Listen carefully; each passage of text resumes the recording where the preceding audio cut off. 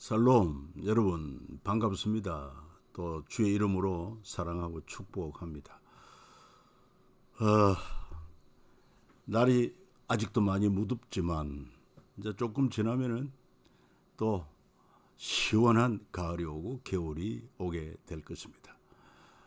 이 땅에 사는 날이 고달프기도 하지만 그러나 잠시 잠깐 후에 우리 주님이 예비하신 새 하늘, 새 땅, 새 예루살렘에서 영광 중에 평강을 누릴 영생 복락의 소망을 가지고 오늘도 그 약속의 언약의 책 통성경 길러잡이 과정으로 들어가도록 하겠습니다. 여러분 함께 기대합시다.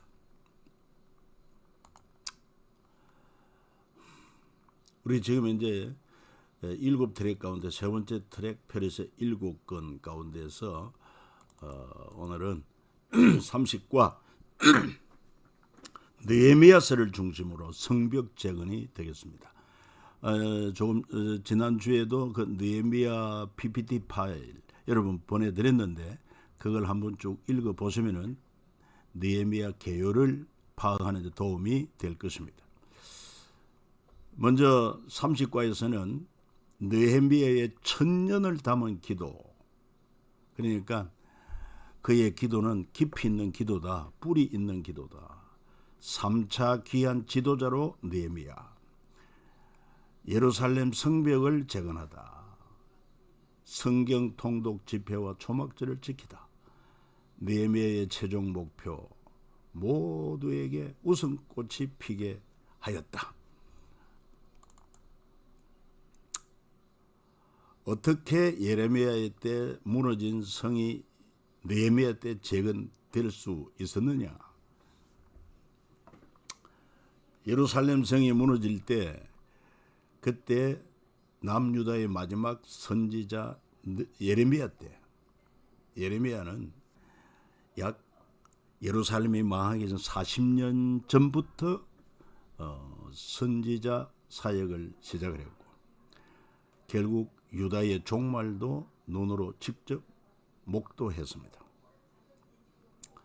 그때 성전이 불타고 성읍이 또 불타고 성벽이 무너졌지만 그러나 그 후로 약 150년 지나서 에스겔 그리고 에스더 이 바벨론의 포로로 잡혀갔지만 그러나 에스겔이 예언했고 그 후에 약 150년 후에 페르시아의 에스더가 왕비가 되고 그런 가운데서 모르드게, 스룹바벨, 또 에스라, 느헤미야 이와 같은 극상품 포도나무 같은 그런 극상품 무화 같은 열매들이 맺히게 되었다.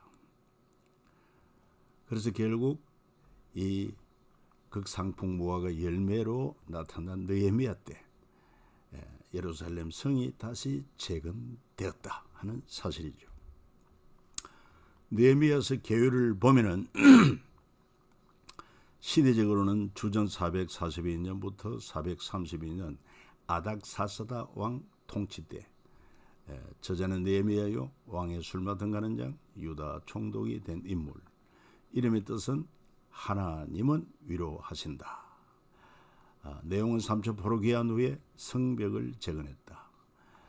그 느헤미야서의 개요를 보면 1, 2장은 예루살렘 성벽 무너짐과 동족의 환란 소식을 듣고 금식과 회개하며 성벽 재건을 결심한 느헤미야의 결심을 볼 수가 있고 3장에서 7장까지는 아닥사스다 왕의 제가를 받아 유다로 귀국하여 성벽을 재건하고 8장에서 10장까지는 에스라를 초청하고 에스라는 2차 지도자로 기한했죠.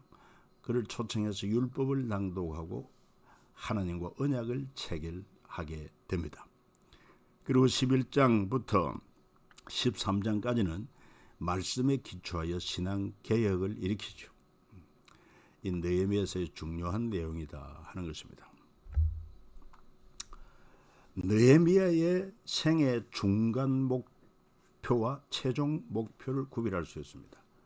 느헤미야의 중간 목표는 하사에 페르시아에서 아닥사스다 왕의 술관은 되고 더 나아가서 예루살렘 총독이 되는 것이었습니다. 이거 최종 목표가 아니었습니다. 최종 목표 하나님의 기쁨과 이웃의 기쁨이 되기 위한 과정이라고 볼 수 있죠. 왜 그러냐? 150년 전 예레미야의 울음, 예레미야 애가 기억하죠. 폐허가 된 예루살렘 성을 바라보며 슬프다 이 성이요. 전에는 사람들이 많더니 이제는 어찌 그리 적막하게 앉았는고. 성전도 성읍도 불타고 성벽도 무너진 그 상황을 보면서 예레미야에게 탄식이 150년 후에 느헤미야로 말미암아 성벽이 재건되고 그리고는 예루살렘 성이 안전하게 보호가 되면서 부녀 어린 아이도 즐거워하였으므로 예루살렘이 즐거워하는 소리가 멀리 들렸다. 이러한 목표, 자기 공동체로 하여금 행복하게 만들고 기쁨을 선사하는 그런 삶의 목표. 우리도요, 이 땅에 사는 날 동안 직장 생활도 하고 공직 생활도 하고 사업도 하지만 그것은 어디까지나 중간 목표입니다. 최종 목표를 이루기 위한 하나님의 나라와 하나님의 의를 이루기 위한 이것이 최종 목표가 되어야 될 것이다 하는 것을 기억하면 좋겠습니다. 자, 예루살렘의 모습들을 우리가 한번 살펴보게 될 때 솔로몬 왕이 성전을 건축한 후에 스바 여왕이 방문했죠. 그가 솔로몬의 모든 지혜와 그 건축한 왕궁과 그 상의 식물과 그의 신하들의 자석과 그의 시종들이 시립한 것과 그들의 관복과 술관원들과 여호와의 성전에 올라가는 청기를 보고 크게 감동되어 엄청나게 화려했습니다. 그러던 예루살렘 성전과 성읍과 성벽이 슬프다 이 성이여. 전에는 사람들이 많더니 이제는 어찌 그리 적막하게 앉았는고. 전에는 열국 중에 크던 자가 이제는 갑오같이 되었고 전에는 열방 중에 공주였던 자가 이제는 강제 노동을 하는 자가 되었구나. 드디어 바벨론에 완전히 함락되고 폐허가 된 그 거리를 예레미야가 거닐면서 불렀던 슬픔의 노래, 예레미야가. 그 후에 이제 다시 포로에서 1차 개하는 스룹바벨 중심으로 성전을 건축하고 그리고는 3차로 개혁한 느헤미야에 의해서 성벽이 재건되고 난 후에 두로 사람이 예루살렘에 살며 물고기 각양 물건을 가져다가 안식일 예루살렘에서도 유다 자손에게 팔기로 다시 이 과거의 예루살렘의 그 모습이 회복되었다 하는 것을 알 수 있습니다. 자, 우리는 특별히 느헤미야서에서 느헤미야의 기도를 중시하고 배워야 될 것입니다. 느헤미야의 기도는 5문장 기도 안에 1000년의 기다림을 담아 기도했다는 것을 알 수 있어요. 그리고 중언부언 행설수설이 없고 그의 기도의 핵심은 다시 세우는 제사장 나라를 꿈꾼 그의 첫걸음은 중간 목표 세우기 술관원이었다 하는 것을 알 수 있습니다.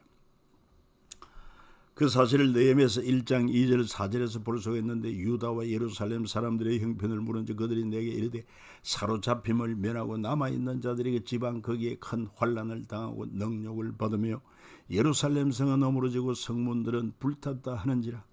내가 이 말을 듣고 앉아서 울고 수일 동안 슬퍼하며 하늘의 하나님 앞에 금식하며 기도했다.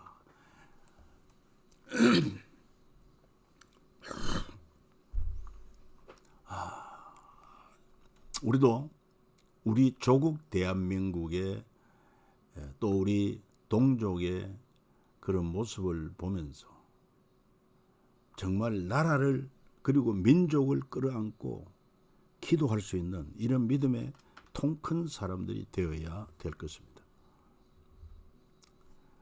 그러면서 그가 나름대로 마음에 결심이 섰습니다. 이제 고국으로 돌아가서 아직까지 황폐한 무너져 있는 성벽을 재건해야겠다. 나름대로 하나님의 소명을 발견하게 된 것이죠. 그래서 아닥사스다 왕과 느헤미야의 대화가 나오는 것입니다. 이 느헤미야가 조국의 소식을 듣고 마음이 편치 않고 금식하고 하니까 얼굴이 수척하지 않겠습니까? 그러나 어느 날 왕이 술 맡은 간원장인데 자기 옆에 수종드는 느헤미야를 보니까 네가 병이 없는데 어찌하여 얼굴에 수심이 있느냐? 이는 필연 네 마음에 근심이 있음이로다. 왕이 술 맡은 간원장에게 이런 얘기할 때는 얼마나 두렵고 떨리겠습니까? 혹시 왕을 독살하기 위해서 독을 타고 그리고는 안절부절하는 모습으로 비칠 수도 있지만 여기서 이 아닥사스다 왕은 참으로 느헤미야를 신뢰했고 그 얼굴에 수심이 있는 것을 보고 네 마음에 어떤 근심이 있느냐는 특별한 관심인 것을 알 수 있습니다. 느헤미야가 이 소리를 듣고 얼마나 두렵겠습니까? 그래서 왕은 만세수를 하옵소서. 내 조상들의 묘실이 있는 성읍에 이제까지 항폐하고 성문이 불타사오니 내가 어찌 얼굴에 수심이 없겠습니까? 그러면 네가 무엇을 원하느냐? 잠시 하나님께 묵도합니다. 하나님이 지혜를 구한 것이겠죠. 나를 유다 땅 나의 조상들의 묘실이 있는 성읍에 보내어 그 성을 건축하게 하옵소서. 그러면 네가 맨날에 다녀올 길이면 어느 때 돌아오겠느냐? 그래서 느헤미야가 언제까지 돌아오기로 하고 강서쪽 총독들에게 내리는 조서를 주시고 통과하게 하시며 왕의 삼린 감독 아삽에게 조서를 내리사 들보로 쓸 제목을 내게 주게 하옵소서. 이런 기도가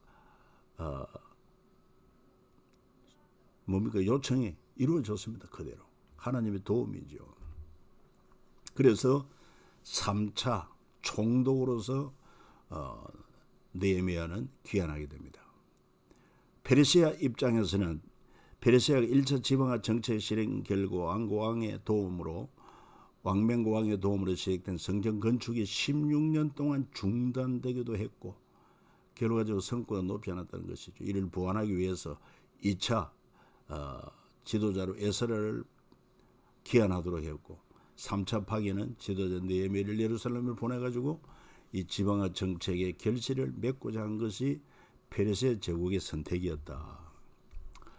그러니까 다시 말해서 레반트 지역 활성화를 위한 페르시아의 투자.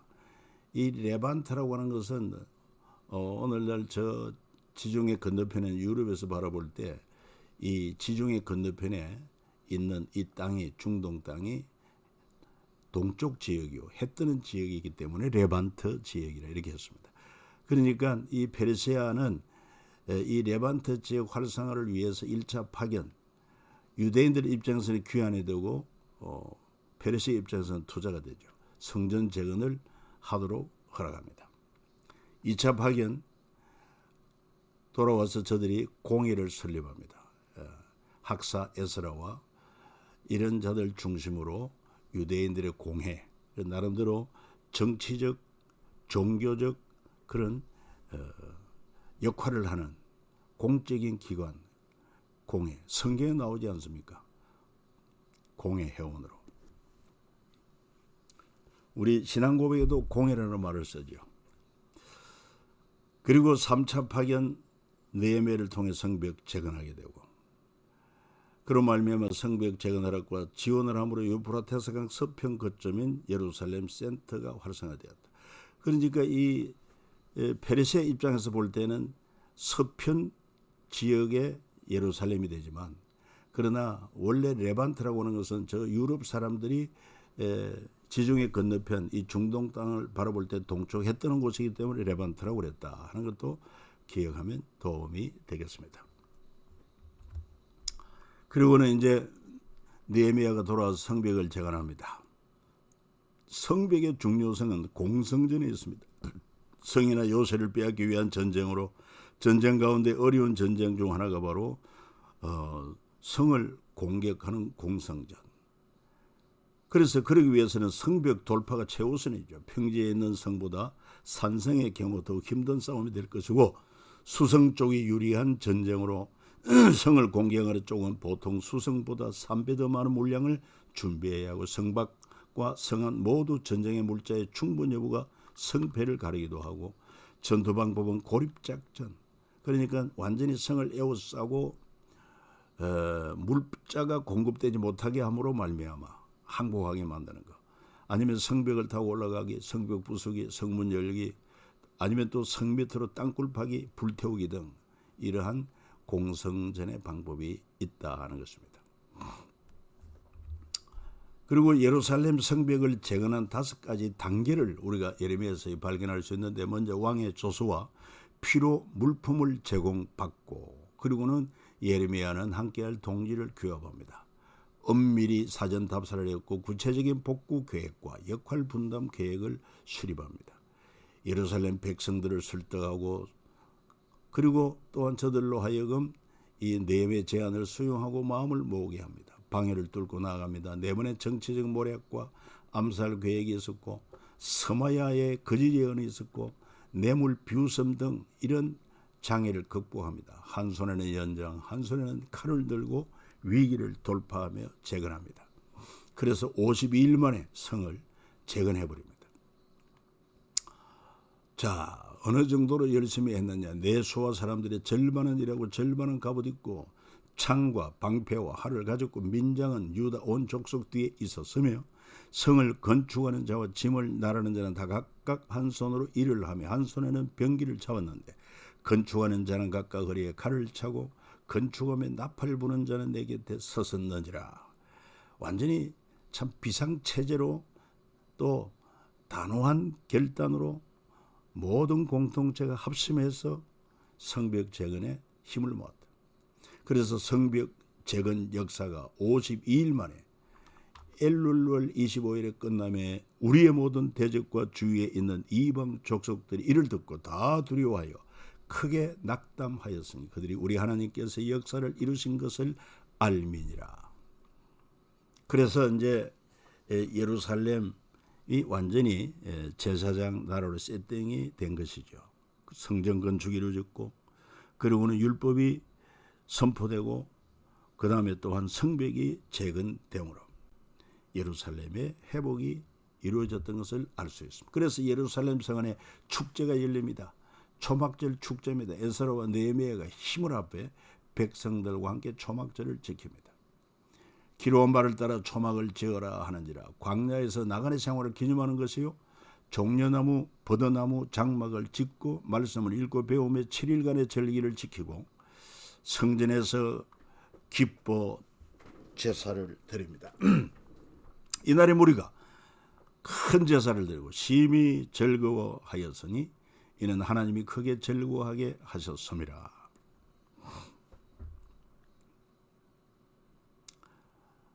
바로 율법이 이제 지켜지는 것입니다. 중요한 일이죠. 제사장 나라가 다시 회복 완성이 되고, 느헤미야의 중요한 사역이었죠. 제사, 절기, 명절을 회복합니다. 제사의 회복은 제사장과 레위 사람의 반열을 세워 각각 자기 일을 맡게 했고, 절기를 회복하는데 내가 또 레위 사람들에게 몸을 정결하게 와 성문을 지켜서 안식일을 거룩하게 하라. 명절을 회복합니다. 사로잡혔다가 돌아온 대중에 다 초막을 짓고 초막절을 지킨 것이죠.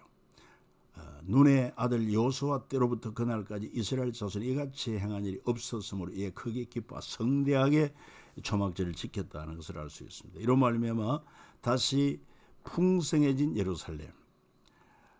느헤미야 11장에 보니까 예루살렘에 거주하기를 자원하는 모든 자를 위해 백성들이 복을 빌었느니라. 이스라엘과 제사장들과 레위 사람들과 너디님 사람들과 솔로몬의 신하들의 자손은 유다 여러 성읍에 각각 자기 성읍 자기 기업에 거주하였다. 그래서 이 제사장 나라가 회복이 되고 예루살렘 성읍이 활성화되니까 작용과 부작용이 있었는데, 부작용은 뭐냐? 안식일을 준수하지 않는 일들이 일어납니다. 그때 내가 먼저 유다에서 어떤 사람이 안식일에 술틀을 밟고 곡식단을 나귀에 실어 운반하며 포도주와 포도와 무화과와 여러 가지 짐을 지고 안식일에 예루살렘에 들어와 음식을 팔기로 그날에 내가 경계하였고, 또 두로 사람이 예루살렘에 살며 물고기와 각양 물건을 가져다가 안식일에 예루살렘에서도 유다 자손에게 팔기로 경계했다.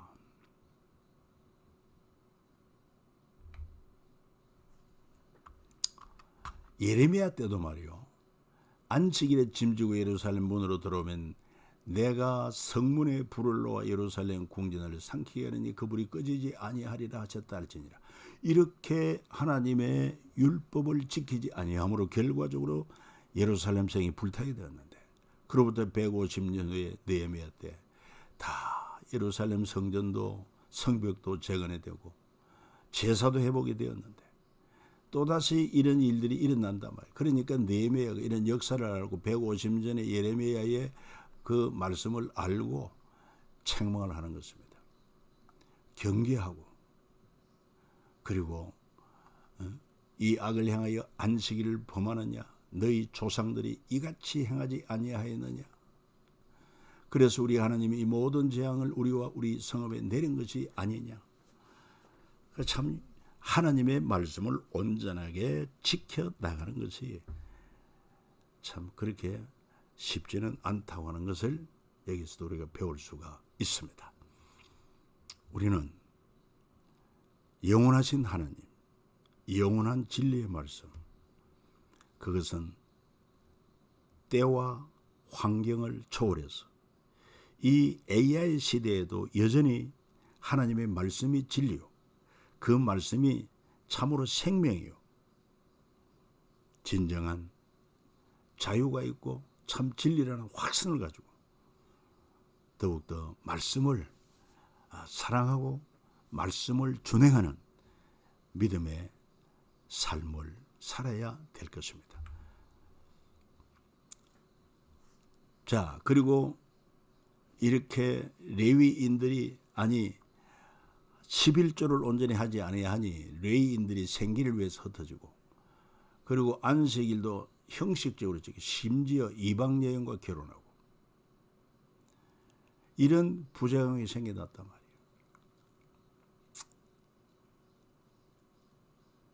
그래서 느헤미야는 레위 사람들이 받을 몫을 주지 아니하였으므로 그 직무를 행하는 레위 사람들과 노래하는 자들이 각각 자기 밭으로 도망하였기로 내가 모든 민장들을 꾸짖어 이르기를 하나님의 전이 어찌하여 버림받되었느냐.